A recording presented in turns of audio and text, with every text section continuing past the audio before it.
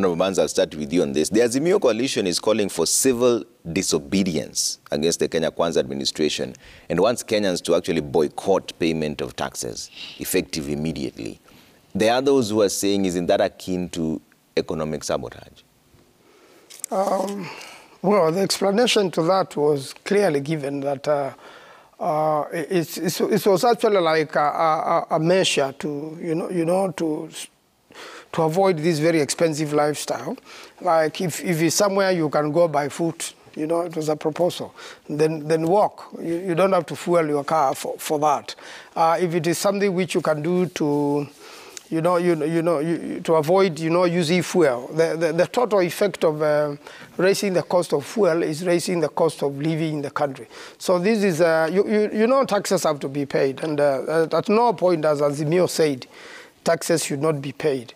But unfair taxes have to have a way of being dealt with. And one of the ways of dealing with unfair taxes is changing the government at the right time, and Azimio is preparing to change this government. Opposition is an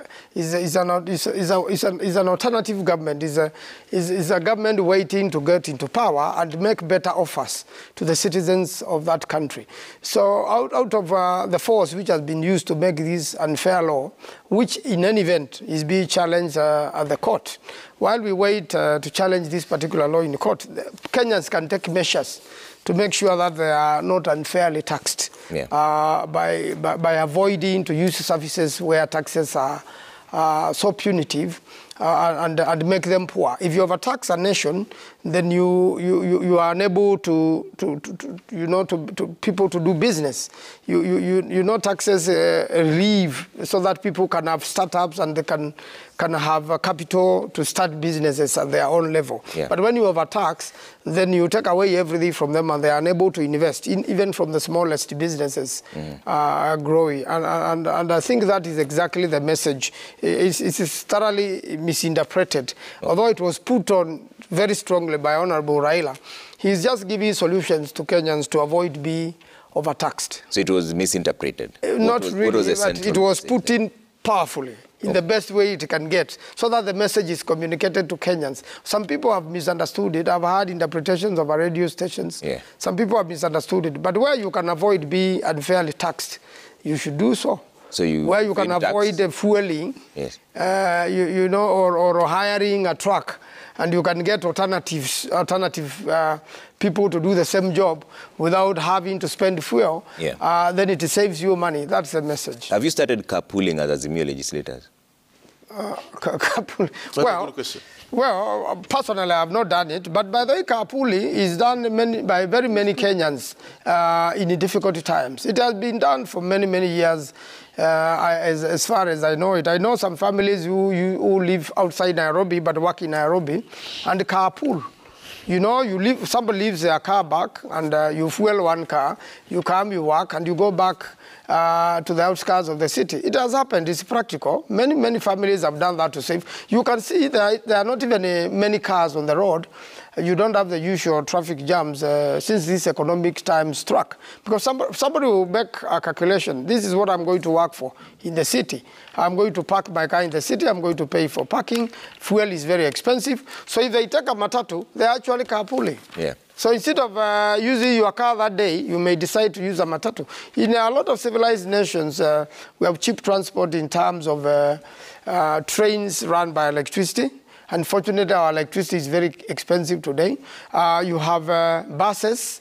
If you go to cities like Seattle, even in New York, even legislators use buses. Okay. There's nothing wrong. There's nothing wrong with me using a bus to come to town other than a guzzler. I may also decide. A lot of people are using the 650cc car instead of a 4.6.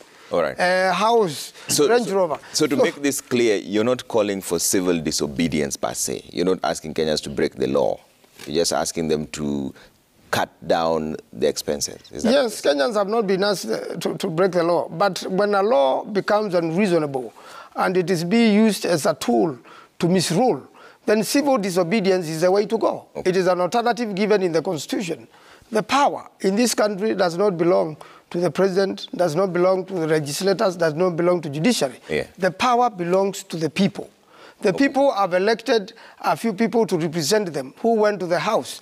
When they went to the house, they were bought or coerced or persuaded to vote in a certain way to misrule the people. Okay. The people's right to uprise cannot be stopped. And that's why demonstrations come in as a manner of communication to the ruler of the day that you are misruling us. So if you misrule us through the taxes, there's nothing stops Kenyans from upraising, from rejecting. And the truth of the matter is the power belongs to the people. It doesn't belong to the police. It doesn't belong to the army. Okay. The people can defeat the police. The people can defeat the army. Right. Which keeps somebody in state house. All right. So this is the power of the people. You can never stop it. But it is exercised every 5 years. It is exercised every 5 years. You must prepare for the people's takeover with their own leadership in 5 years' time.